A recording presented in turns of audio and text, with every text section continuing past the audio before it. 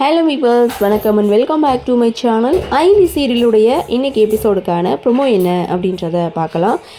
ஐலி கழுத்தில் சிவா தாலி கட்டுவாரா மாட்டாரா அப்படின்ற எதிர்பார்ப்போட லாஸ்ட் எபிசோடு முடிச்சிருந்தாங்க. ஸோ இங்கே ஐலி கழுத்தில் சிவா அந்த தாலியை போட்டு விட, அது மட்டும் இல்லை ஐலியுடைய நெற்றியில் குங்குமத்தையும் வச்சு விட்டுட்டாங்க. இதை பார்த்த ரித்திகா, செல்வநாயகி இவங்க 2 பேரும் ஷாக் ஆகுறாங்க. இன்னொரு பக்கம் இந்திராணி ரொம்ப சந்தோஷமாக இவங்கள ஆசீர்வாதம் பண்ணுறாங்க. இதோட இந்த ப்ரோமோவை முடிச்சிருக்காங்க. அப்கமிங் எபிசோட் செம்ம இன்ட்ரெஸ்டிங்காக இருக்க போகுது.